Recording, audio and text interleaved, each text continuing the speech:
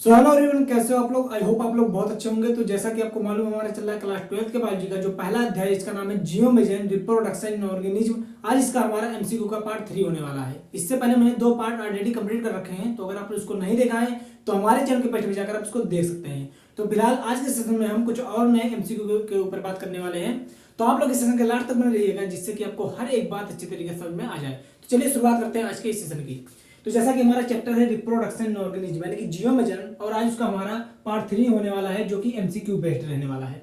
तो यहाँ पर जो सबसे पहला क्वेश्चन है, आप देखेंगे यहाँ पर निम्न में से किसके द्वारा, यहाँ पर पहला क्वेश्चन क्या बोला है, निम्न में से किसके द्वारा नए अनुवांशिक युग्म बनते हैं जिससे नई विभिन्नताएं विकसित होती हैं। तो यहाँ पर आपको कुल 4 ऑप्शन दे रखे हैं। सबसे पहले क्या करना है, इन चारों ऑप्शन को देखना है और इनमें से जो सही ऑप्शन होगा उस पर सही का निशान लगाना है। तो आइए देखते हैं, सबसे पहला ऑप्शन क्या कह रहा है, कायिक प्रजनन, यानी कि जो कायिक प्रजनन होता है, जिसको हम वेजिटेटिव प्रोपगेशन बोलते हैं, जो कि पौधों के लिए यूज किया जाता है ये शब्द। तो याद रखिएगा, कायिक प्रजनन एक प्रकार का अलैंगिक जन का ही प्रकार होता है, यानी कि एसेक्सुअल रिप्रोडक्शन का एक टाइप होता है। कौन? वेजिटेटिव प्रोपगेशन, जिसे हम कायिक प्रजनन बोलते हैं। तो कहीं ना कहीं आपने पता होगा कि जो अलैंगिक जन होता है उसमें जो संततियां उत्पन्न होती हैं जनक से, वो हूबहू अपने जनक के समान होती हैं, यानी कि वो आनुवंशिक रूप से और शारीरिक रूप से दोनों ही तरीकों से अपने जनक के समान होती हैं। इसीलिए ऐसी संततियों को हम क्लोन कहते थे। तो कहीं ना कहीं जब संततियां अपने जनक के समान हैं तो वो एक दूसरे से विभिन्नताएं प्रदर्शित ही नहीं करेंगे। तो जो पहला ऑप्शन यहाँ पर आपका दे रखा है कायिक प्रजनन, ये तो इसका सही आंसर नहीं होगा। अब बात करते हैं दूसरे ऑप्शन की। तो दूसरा ऑप्शन दे रखा है अनिषेक जनन। जो अनिषेक जनन होता है इसको हम बोलते हैं पार्थिनोजेनेसिस इंग्लिश में। अब पार्थिनोजेनेसिस क्या होता है, एक प्रक्रिया होती है जिसके द्वारा बोल सकते हैं बिना निषेचन के ही नए संतान की उत्पत्ति हो जाती है। तो कहीं ना कहीं इसका तो सवाल ही नहीं उठता होने का, तो ये भी आपका दूसरा ऑप्शन भी यहाँ पर गलत हो जाएगा। अब बात करते हैं तीसरे ऑप्शन की। तो जो तीसरा ऑप्शन है वो है लैंगिक जनन, जिसको हम बोलते हैं सेक्सुअल रिप्रोडक्शन। और आपको अच्छी तरीके से मालूम है कि सेक्सुअल रिप्रोडक्शन के द्वारा जो संततियां उत्पन्न होती हैं वो अपने जनक के हूबहू समान नहीं होती हैं। क्यों? क्योंकि सेक्सुअल रिप्रोडक्शन में 2 जनक की आवश्यकता होती है, जिनमें से एक मेल होता है और एक फीमेल, और दोनों में अलग अलग प्रकार के गैमेट बनते हैं। ठीक है, तो जब दोनों गैमेटों का संयुग्मन होता है, बोल सकते हैं संलयन होता है, तब जाकर के नए संतान की उत्पत्ति होती है। तो कहीं ना कहीं जो विभिन्नताएं आती हैं अनुवांशिक स्तर पर, वो किस प्रक्रिया में आएंगी, वो आएंगी लैंगिक जनन में। तो आपका जो ऑप्शन नंबर तीसरा है, यानी कि सी वाला ऑप्शन है, वो पहले क्वेश्चन का सही हो जाएगा। और जो चौथा ऑप्शन दे रखा है केंद्रक बहुगुणता, ये भी आपका सही आंसर नहीं होगा। तो इस तरीके से आपने पहला क्वेश्चन देख लिया है, और पहले क्वेश्चन का जो ऑप्शन नंबर सी था, जो था क्या, लैंगिक जनन या सेक्सुअल रिप्रोडक्शन, वो आपका सही हो जाता है। अब बात करते हैं आइए दूसरे क्वेश्चन की। तो दूसरा क्वेश्चन अगर आप देखें तो यहाँ पर बोल रहा है लैंगिक जनन से उत्पाद सामान्यता उत्पन्न करती है, यानी कि जो लैंगिक जनन होती है वो किस तरीके से उत्पाद को उत्पन्न करती है। तो यहाँ पर देखेंगे सबसे पहला ऑप्शन बीजों की लंबी जीवन क्षमता, यानी कि क्या लैंगिक जनन से बीजों में लंबी जीवन क्षमता आ जाती है। तो क्या है, अगर ये ऑप्शन सही रहेगा तो यहाँ पर हम सही का निशान मारेंगे। लेकिन सबसे पहले हम क्या देखेंगे, चारों ऑप्शनों को पढ़ लेते हैं आइए। तो सबसे पहले आपने देखा कि बीजों की लंबी जीवन क्षमता के लिए लैंगिक जनन जिम्मेदार होता है। दूसरा, चिरस्थायी परसुप्तावस्था, ये हो गया दूसरा ऑप्शन। और तीसरा दे रखा है नए अनुवांशिक युग्म जिससे विभिन्नताएं आती हैं। और चौथा आखिरी ऑप्शन है बड़ी जीवभार। तो ये 4 ऑप्शन आपके दे रखे हैं। तो अगर आप क्वेश्चन को फिर से पढ़ें कि लैंगिक जनन से उत्पाद सामान्यता उत्पन्न करती है, तो जो लैंगिक जनन होता है उससे जो उत्पाद उत्पन्न होती है उसमें क्या विशेषताएं होती हैं। तो आपको अगर पहला क्वेश्चन आपने देखा हो तो आपने क्या देखा कि अनुवांशिक स्तर पर जो विभिन्नताएं आ रही थी वो किस प्रक्रिया में आ रही थी, तो वो थी लैंगिक जनन में। और यहाँ पर इसी क्वेश्चन को घुमा दिया है, क्या बोला है कि लैंगिक जनन से उत्पाद में कौन कौन सी बोल सकते हैं समानता उत्पाद उत्पन्न होते हैं लैंगिक जनन के द्वारा। तो आप यहाँ पर देखिएगा जो आपका तीसरा ऑप्शन दे रखा है नए अनुवांशिक युग्म जिससे विभिन्नताएं आती हैं, वो किसके अंदर आएंगी, वो लैंगिक जनन के अंदर ही आती हैं। तो यहाँ पर जो आपका ऑप्शन नंबर तीसरा है दूसरे क्वेश्चन का, वो आपका सही हो जाएगा। तो इस तरीके से आपने दूसरा क्वेश्चन भी देख लिया है। अब आप देखेंगे तीसरा क्वेश्चन। तो तीसरा क्वेश्चन क्या बोल रहा है, लैंगिक परिपक्वता से पहले जीव की वृद्धि अवस्था कहलाती है। यानी कि यहाँ पर 4 ऑप्शन दे रखे हैं, इनमें से पूछ रहा है कि जब लैंगिक परिपक्वता जीव के अंदर आ जाती है तो उससे पहले की जो अवस्था होती है वो क्या कहलाती है जीव के अंदर। तो यहाँ पर 4 ऑप्शन दे रखे हैं, जिनमें से सबसे पहला ऑप्शन है किशोरावस्था, दूसरा है कायिक अवस्था, तीसरा है विकल्प ए और बी दोनों, यानी कि जो आपका ऑप्शन नंबर ए दे रखा है और बी दे रखा है ये दोनों सही है, या फिर इनमें से कोई भी नहीं सही है। तो अगर आप ध्यान से पढ़ें तो लैंगिक परिपक्वता से पहले जीव की वृद्धि अवस्था क्या कहलाती है। तो आपको मालूम होना चाहिए कि प्रजनन अवस्था तक पहले की जो अवस्था होती है जीव की, वो कहलाती है क्या? किशोरावस्था। क्या कहलाती है? किशोरावस्था, जिसको हम जुवेनाइल फेज के नाम से भी जानते हैं। और इसी किशोरावस्था को पादपों में किस नाम से जानते हैं?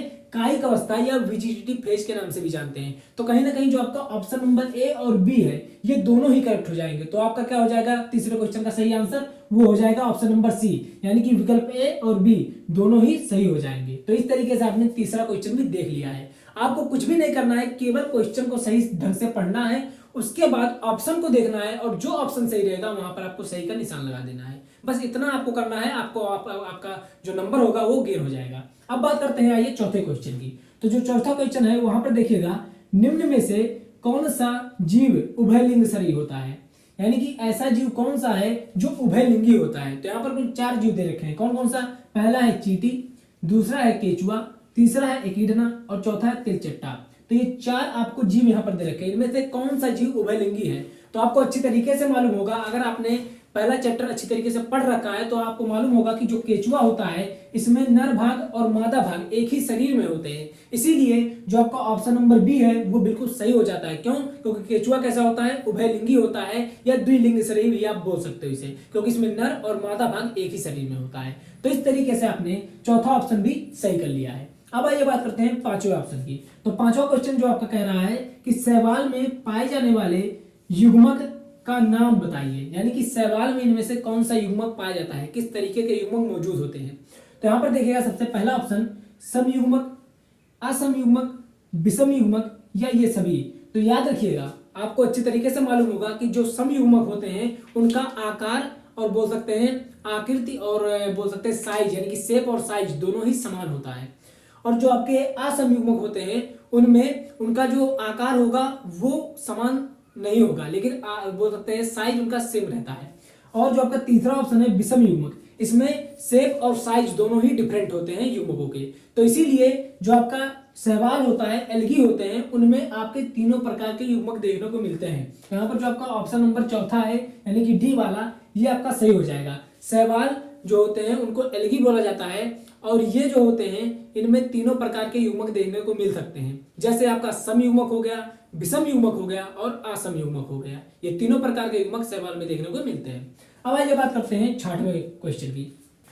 तो जो छठवां क्वेश्चन है ये कह रहा है कि नर तथा मादा युग्मकों का संलयन कहलाता है। यानी कि जो जब नर और मादा युग्मक आपस में मिलते हैं तो उनके मिलने की प्रक्रिया क्या कहलाती है? तो यहाँ पर सबसे पहला ऑप्शन देखिएगा सिनगैमी, दूसरा ऑप्शन है निषेचन और जो आपका तीसरा ऑप्शन है विकल्प ए और बी दोनों। यानी कि इनमें से जो पहला ऑप्शन है ए जिसे सिनगैमी है और दूसरा ऑप्शन बी जो है निषेचन, ये दोनों सही है। और आखिरी में आता है इनमें से कोई नहीं।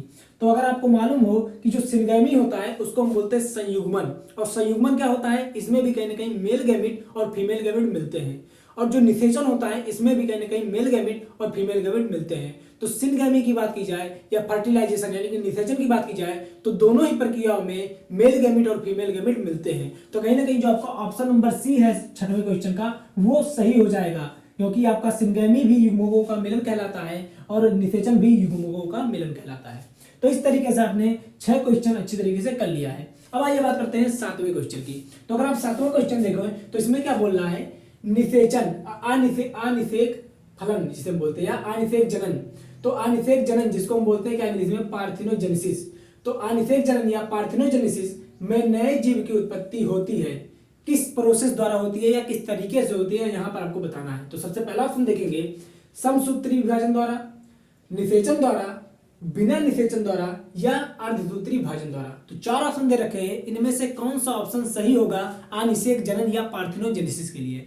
तो अभी मैंने आपको शुरुआत में ही बताया कि जो पार्थिनोजेनेसिस या अनिषेक जनन होता है उसमें कहीं ना कहीं जो संतान की उत्पत्ति होगी वो बिना निषेचन के ही हो जाती है। यानी कि उसमें मेल गैमेट और फीमेल गैमेट के मिलने की जरूरत ही नहीं होती है और नए संतान की उत्पत्ति खुद ब खुद हो जाएगी। तो जो आपका ऑप्शन नंबर यहाँ पर क्या दे रखा है? तीसरा वाला यानी कि सी ऑप्शन, वो आपका सही हो जाएगा। अनिषेक जनन वह प्रक्रिया होती है जिसमें बिना निषेचन के ही नए संतान की उत्पत्ति हो जाती है। तो इस तरीके से आपने 7वां क्वेश्चन भी कर लिया है। अब आइए बात करते हैं 8वें क्वेश्चन की। तो अगर मैं 8वें क्वेश्चन को देखूं तो यहाँ पर बोल रहा है आंतरिक निषेचन वह प्रक्रिया होती है जिसमें, यानी कि आंतरिक निषेचन में कौन सी प्रक्रिया होती है? तो यहाँ पर 4 ऑप्शन दे रखा है। पहला क्या बोल रहा है? निषेचन शरीर के बाहर होता है, यानी कि आंतरिक निषेचन में क्या निषेचन शरीर के बाहर होता है। दूसरा, निषेचन शरीर के अंदर होता है। विकल्प ए तथा बी दोनों सही है या इनमें से कोई भी नहीं सही है। तो अगर आपको मालूम हो, यहाँ पर नाम में भी आ रहा है आंतरिक निषेचन, जिसको हम बोलते हैं इंटरनल फर्टिलाइजेशन। तो इंटरनल फर्टिलाइजेशन या आंतरिक निषेचन में शब्द क्या आ रहा है, पहले आंतरिक, तो कहीं ना कहीं शरीर के अंदर निषेचन होगा। तो याद रखिएगा, जो आपका ऑप्शन नंबर बी वाला यहाँ पर दे रखा है, निषेचन शरीर के अंदर होता है, तो ये आपका करेक्ट हो जाएगा और बाकी के ऑप्शन क्या हो जाएंगे, गलत हो जाएंगे। तो इस तरीके से हमने 8वां क्वेश्चन भी देख लिया। अब बात करते हैं 9वें क्वेश्चन की। तो 9वां क्वेश्चन क्या बोल रहा है, भ्रूण उद्भव, जिसको क्या बोलते हैं, एम्ब्रियोजेनेसिस में होता है, यानी कि एम्ब्रियोजेनेसिस में कौन सी प्रक्रिया होती है। तो याद रखिएगा, युग्मनज से भ्रूण का निर्माण होता है क्या एम्ब्रियोजेनेसिस में। दूसरा, युग्मनज से शिशु का निर्माण होता है। तीसरा, युग्मनज से में विदलन की प्रक्रिया होती है या उपरोक्त में से सभी। तो भ्रूण उद्भव यानी कि एम्ब्रियोजेनेसिस होता क्या है, तो आपको अच्छी तरीके से मालूम है कि कहीं ना कहीं युग्मनज से भ्रूण बनने की प्रक्रिया को क्या बोलते हैं, भ्रूण उद्भव या एम्ब्रियोजेनेसिस बोलते हैं। तो यहाँ पर आपका जो पहला ऑप्शन है, युग्मनज से भ्रूण बनने की प्रक्रिया, ये आपकी सही हो जाएगी। लेकिन यहाँ पर आपको अगर तीसरा ऑप्शन देखें, युग्मनज में विदलन की प्रक्रिया, तो याद रखिएगा, युग्मनज में जो विदलन की प्रक्रिया होती है, इसी के द्वारा ही भ्रूण का निर्माण होता है। तो याद रखिएगा, युग्मनज से भ्रूण बनने की जो प्रक्रिया होती है वो भ्रूण उद्भव कहलाती है, लेकिन भ्रूण उद्भव जिस प्रक्रिया द्वारा होता है उसको हम क्या बोलते हैं, विदलन, या इसे को क्लीवेज बोला जाता है। तो इस तरीके से आपका जो ऑप्शन नंबर ए है 9वें क्वेश्चन का, वो बिल्कुल सही हो जाएगा। अब आइए देखते हैं 10वें क्वेश्चन को। तो 10वें क्वेश्चन की अगर बात करें, तो यहाँ पर दे रखा है युग्मक संलयन की प्रक्रिया हो सकती है, यानी कि जो युग्मक संलयन होता है या निषेचन आप इसे बोल सकते हो, तो निषेचन की प्रक्रिया किन माध्यमों में हो सकती है। पहला ऑप्शन देखेंगे, बाह्य माध्यम में, यानी कि शरीर के बाहर हो सकती है। दूसरा, अंतर माध्यम में, यानी कि शरीर के अंदर हो सकती है। तीसरा दे रखा है विकल्प ए तथा बी दोनों या इनमें से कोई भी नहीं। तो अगर आपको मालूम हो, जब मैं आपको चैप्टर ए पढ़ा रहा था तो वहां पर मैंने आपको बताया था निषेचन, और निषेचन में मैंने 2 प्रकार की निषेचन बताई थी। पहला बताया था आंतरिक निषेचन जो शरीर के अंदर होता है, और दूसरा बताया था बाह्य निषेचन जो शरीर के बाहर होता है। तो निषेचन की प्रक्रिया दोनों ही माध्यमों में हो सकती है। तो कहीं ना कहीं यहाँ पर जो आपका ऑप्शन नंबर सी है वो बिल्कुल करेक्ट हो जाएगा। क्यों? क्योंकि निषेचन जो होता है बाह्य माध्यम में भी हो सकता है और अंतर माध्यम में भी हो सकता है। तो विकल्प नंबर जो आपका सी है, जिसमें विकल्प ए और बी दोनों दे रखा है, वो आपका करेक्ट आंसर हो जाएगा। अब बात करते हैं आइए आखिरी क्वेश्चन की, जो दे रखा है निम्न कालमों का मिलान कीजिए। यानी कि यहाँ पर आपको कुल 5 ऑप्शन दे रखे हैं और इन पांचों को इनके सामने वाले से मैच करना है जो इस पर सटीक बैठता हो। तो आइए देखते हैं। सबसे पहला दे रखा है ए वाला, यहाँ पर दे रखा है द्विविखंडन। तो द्विविखंडन किसमें पाया जाता है? तो अगर आपको मालूम हो कि जो द्विविखंडन की प्रक्रिया होती है वो मिलती है किसमें, अमीबा के अंदर। अमीबा के अंदर द्विविखंडन पाया जाता है। तो आपका जो ऑप्शन नंबर ए है वो जाएगा किस पर, दूसरे वाले पे। और बी को मिला देते हैं किससे, अलैंगिक चल बीजाणु। तो अलैंगिक चल बीजाणु किसमें मिलता है, तो अलैंगिक चल बीजाणु पाए जाते हैं आपके शैवाल के अंदर। ठीक है। और जो आपका तीसरा ऑप्शन है कोनोडिया यानी कि सी, ये सी जाएगा कहां पर, चौथे वाले पर। आपको मालूम होना चाहिए कि जो पेनिसिलिनियम होता है उसमें अलैंगिक चल बीजाणु होते हैं और इनके अलैंगिक चल बीजाणु को हम क्या बोलते हैं, कोनोडिया बोलते हैं। अब आइए बात करते हैं डी वाले को। तो डी वाला है मुकुलन, और मुकुलन आपको मालूम है किसमें जाता है, हाइड्रा में। तो मुकुलन किसमें होता है, हाइड्रा में होता है, जिसको हम बर्डिंग के नाम से भी जानते हैं। और आखिरी आपका बच रहा है क्या, जैम्यूल। और जैम्यूल आपको अच्छी तरीके से मालूम है कि ये स्पंज में पाया जाता है। ठीक है। तो इस तरीके से आपने हर एक क्वेश्चन को अच्छी तरीके से देख लिया है, और इसका जो ऑप्शन सही है वो क्यों सही है, इसके पीछे का रीजन भी आपने जान लिया है। तो अगर आपको आज का सेशन अच्छा लगा हो तो सेशन को लाइक कीजिएगा, और चैनल पर नए हो तो चैनल को सब्सक्राइब जरूर कीजिएगा। तो फिर मिलेंगे एक नए सेशन में एक नए टॉपिक को लेकर के। तब तक के लिए आप सभी को टाटा बाय बाय, जय हिंद।